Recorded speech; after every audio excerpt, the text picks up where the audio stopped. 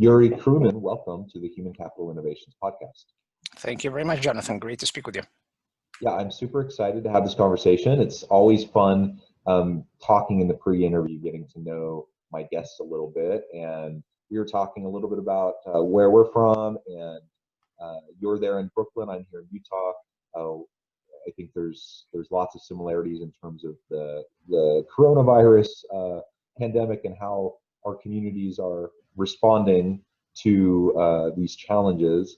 And really, as I look over your bio and see all of your background, a tremendous opportunity to talk with you and share with listeners some of your insights. I just wanted to share Yuri's bio with everyone as we get started. Yuri Kruman is the interim CHRO, the Chief People Officer of HealthFlex HHS, and CEO of HR Talent and Systems Consulting, an award-winning HR consultancy. A certified SHRM SCP, he is likewise a sought-after speaker, an expert on HR, digital transformation, and employee experience. Yuri is a Forbes Coaches Council member and contributor to Forbes, Entrepreneur, Business.com, Influencive, and a number of other top platforms. He had consulted and spoken at numerous Fortune 500 and Inc. 5000 companies, VC-backed startups, and top universities, including Ernst & Young, Google, Columbia, and the University of Pennsylvania. Likewise appearing on network TV and podcasts, including NBC's Tipping Point, Leadership and Loyalty Podcast, Entrepreneur on Fire, and Wharton Business Radio. In addition, his executive leadership coaching practice has impacted thousands of top executives. He is the author of What Millennials Really Want from Work and Life, and the forthcoming Be Your Own Commander-in-Chief. Again, what an awesome background. I'm really excited to have this conversation with you. Before we dive on into the topic for today, is there anything else you would like to share with listeners by way of background, how you got to where you're at, anything like that? Yeah, I mean, just in the simplest terms, I'm just a dude in Brooklyn. I've got a wife and 3 kids, and New York is fun when there's no corona, but right now, not so much, like most places. Yeah, we're into our 3rd wave, and there's definitely been a spike here in Utah. Some people take it seriously, and some people are wearing masks, other people aren't. So it's frustrating. I don't know how it is in New York right now. I know you were hit very rough early on, and hospitals were at capacity. Right now, that's where we're at in Utah. We're at capacity. We're past capacity, and so it's everyone's nervous about just being able to treat everyone who has health issues, whether it's coronavirus or other issues. Yeah, I mean, I think as much as everyone loves hating on Cuomo and de Blasio, especially de Blasio, but anyway, for Cuomo, I think he did do some things right. Maybe not the killing businesses part, but potato, what can you do? I think that we're probably in better shape than a lot of other places because we went through the worst and we kind of had to adjust in flight. In my particular neighborhood, I would say that a lot of people are still not really taking precautions. They just kind of, part of it is like faith. We just believe that we're supposed to get through this. If I'm supposed to go, I'm going to go anyway. If I'm not, I'm not. And the other part is, well, whatever. Like we're over it. That kind of attitude, which I think is very harmful. But it is what it is. Yeah, yeah. Well, I appreciate your take on it and perspective. I think all of us, definitely need to take it seriously. We need to move forward the best we can despite the challenges. So, yep. Well, good. So, I think as we dive on in today and get started, I really would love to get your take. I know with your book on millennials and your upcoming book about being your own commander-in-chief, you've done a lot of work around how to get the most out of your people, how to hire strategically, and both in your consulting work and in your your own professional work and as interim CHRO. What are some of the things that you've seen as the biggest challenges, and I suppose the flip side of that is opportunities for organizations as they're looking at hiring, attracting and retaining top people, and then empowering them and getting the best out of them.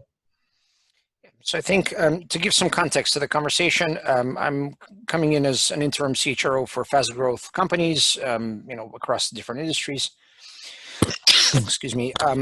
Right now, HealthFlex, that is a company in home health and hospice.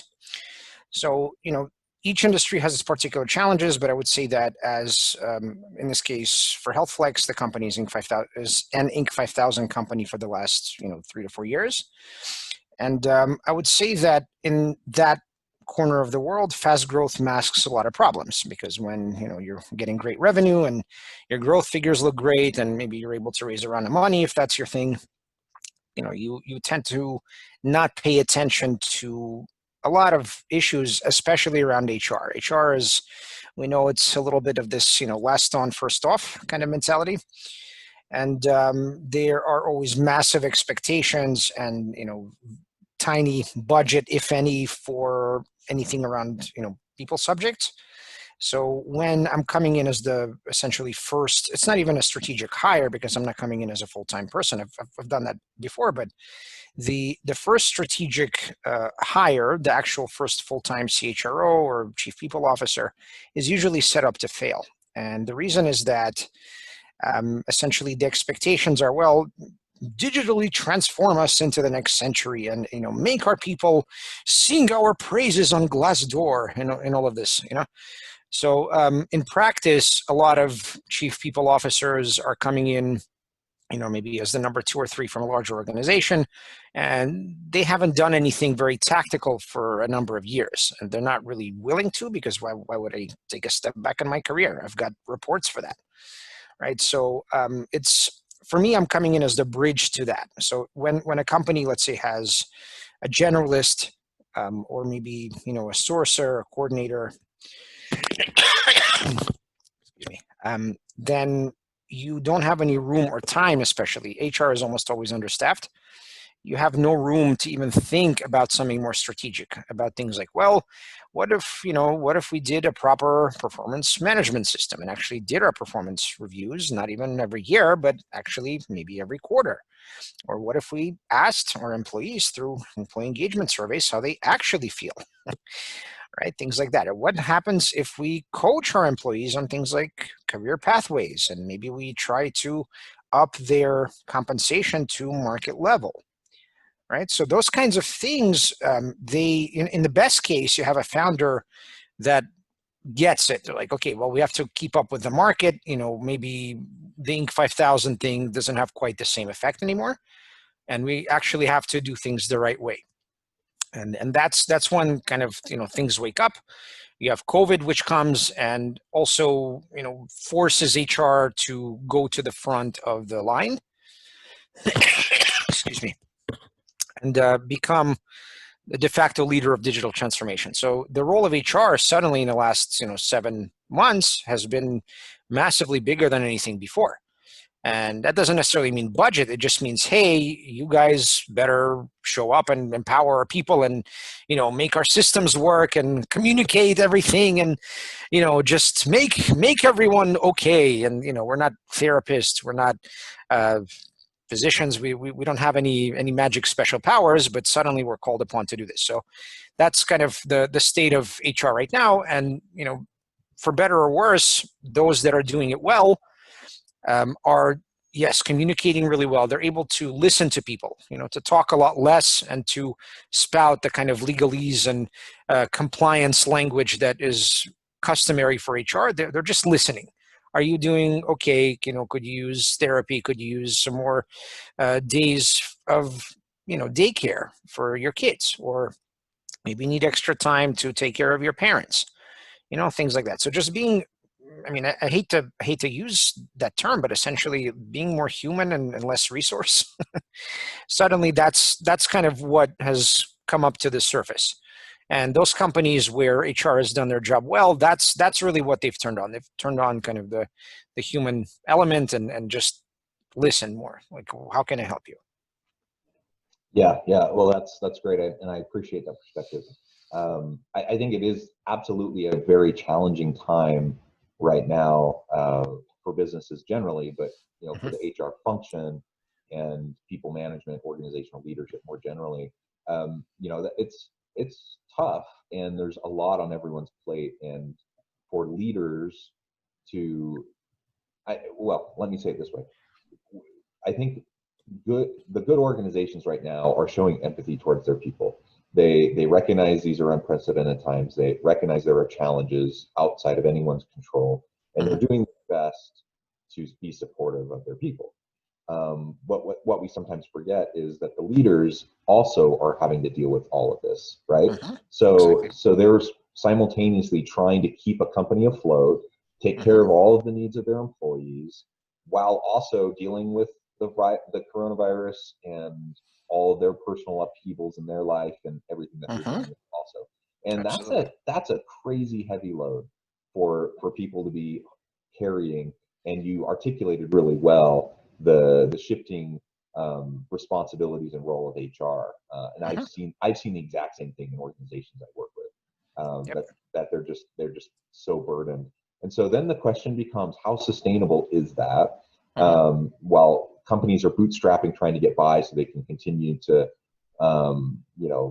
stay afloat and make payroll. And so, like you said, HR is understaffed, but they're expected to do more.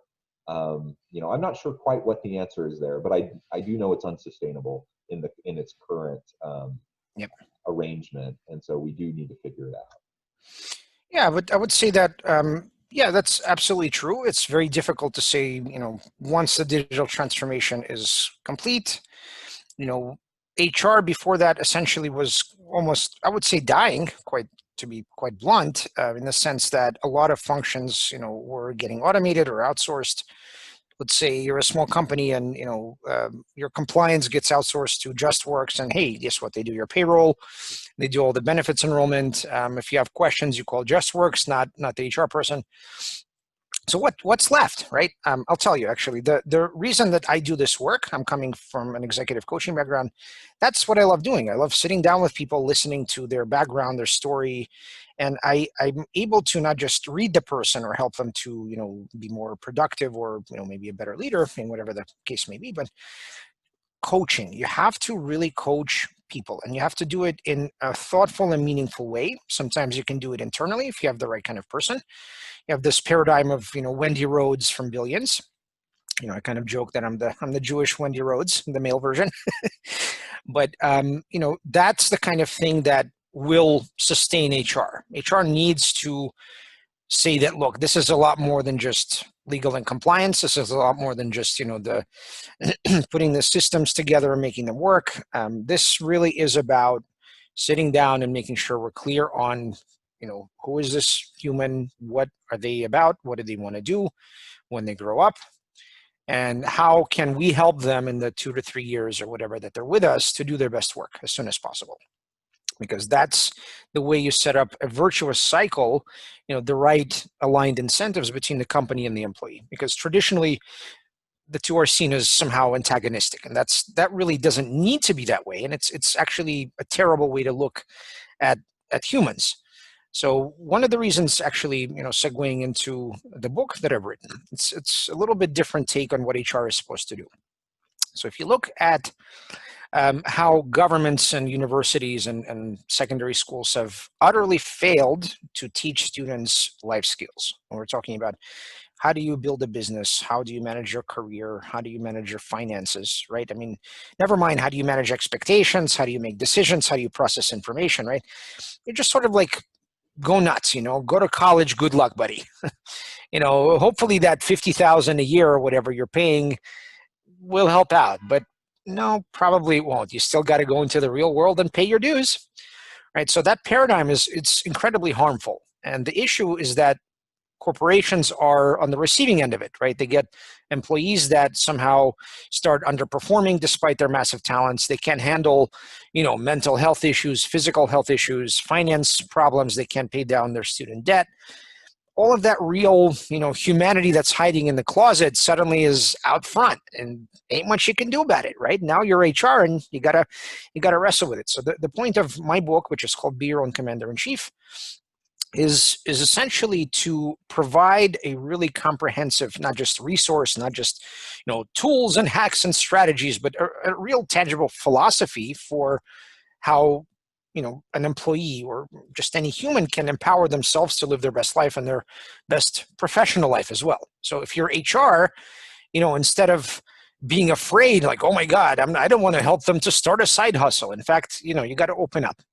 You got to say, actually, if a person has a side hustle, you know what? That's going to make them a much better and more efficient worker. And maybe I can even invest in that side hustle. Maybe I can even help them to bring that into the company and benefit all of us. Right. So that's the kind of way that I think, and the book discusses four conversations. So there's body, mind, dealing with others, and God or the universe. And you have to make sure to have all four conversations, or to make sure that your employees are having those conversations regularly, or else, right? Or else you have people wash out and fail at work.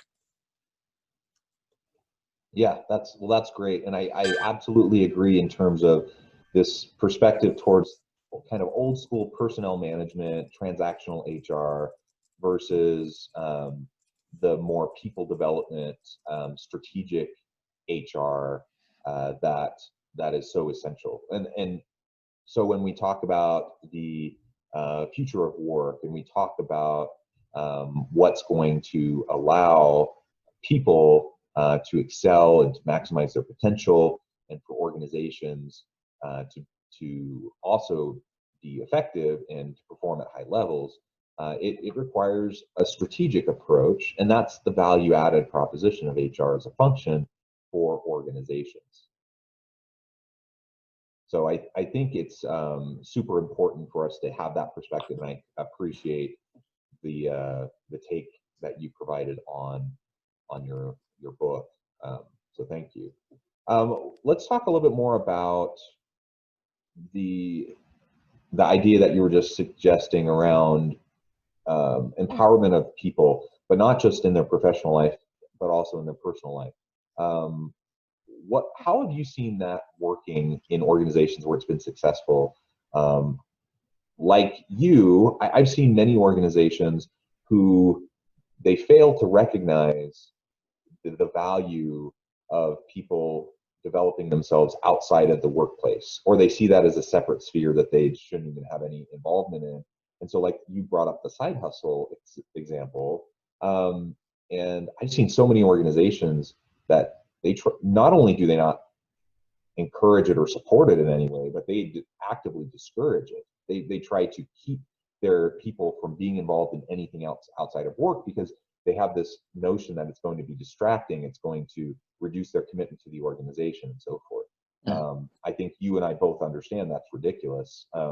It's quite frankly just a really stupid mentality, but it's a pervasive one I see all the time. So how do we help organizations get past that? How do we help them recognize the need to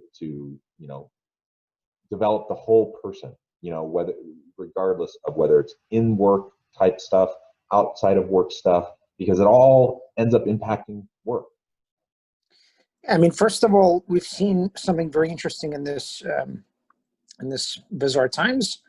The paradigm of command and control, and paternalistic top-down kind of thinking, if that has not been applied with digital transformation, it just dies away. It just disappears. I mean, I unfortunately have seen that firsthand in this crisis. In an organization that's not set up to think the right way, to pay lip service, but not to kind of do the legwork, it doesn't work. People still have too many options. They have, in some ways, they have more options, because hey, now I can work for anyone across the country. I don't have to stay in your crappy company where you treat me like garbage.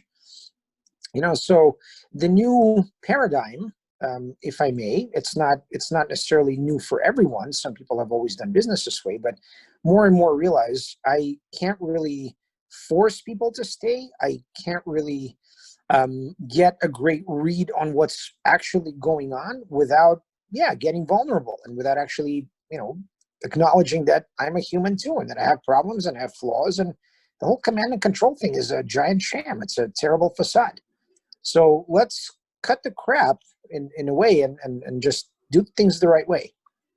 And that's what I've seen happening. Awesome. Awesome. And I think as we show, I mean, it takes a level of trust, right? The command control model, if you're going to let go of control, even if it's perceived control and it's a facade, if leaders and organizations are going to let go of it, it requires some trust. And so developing strong trust between management and employees up and down the hierarchy is so essential. And as we're trying to empower people and help develop them, of course it benefits them, but it also benefits us because they feel invested in, they feel the trust, that empowerment allows them to perform at a higher level, and ultimately that will result in better performance for the organization, which is what they want, right? And so that's what we need to move towards, and I think leaders need to think thoughtfully about, you know, their own style and how that may impact, for better or worse, the trust dynamic, the empowerment dynamic. And if we can let go of a little bit of control and trust our people, it's not always going to work out, but it doesn't always work out anyways. But for a lot of individuals who want to do their best work, they want to be there within the organization, you know, it's going to unlock a lot of potential. Yep. Yuri, so we're getting close to the end of our time together today, but I did want to give you a chance to share with listeners how they can get in contact with you if they want to reach out professionally. Also, I know you have a book that's coming out soon. Maybe you can talk a little bit about that. Sure. So I want to leave you with one other very quick thought, which I think is quite important for this conversation. So coming in as an executive coach to HR consulting, my approach has been, why not teach and coach lower level employees the same exact way that I do for executives, right? So the same way that I might coach a chief investment officer of a university here in New York. Why not do the same, meaning use something that I have called a personal and professional development template for everybody in the company, and essentially give them the benefit of free or subsidized by the company executive coaching. And guess what? Some people are naturally drawn towards that because maybe they're ambitious, maybe they have some kind of previous experience with coaching. They go for that. And most other people, unfortunately, they act like sheep because of command and control. So I go in and I try to open people up in that way on purpose. Because once a person realizes, hey, my wings are actually much bigger than I thought, and I have a lot more power than I do, you know, that kind of feeling, when a person feels it because of the company, they're much more likely to feel more loyalty toward the company. They're much more likely to do better work, and they're sure as hell more likely to stay around longer. So these things are very much, you know, aligned incentives, again, provided the executives get it. So I just wanted to leave you with that one piece. Now, in terms of if anybody wants to get in touch with me, my company is called HR Talent and Systems. So feel free to visit hrtalentsys.com or just email me at yuri@hrtalentsys.com. And just very briefly about my book, I mentioned more or less what it's about.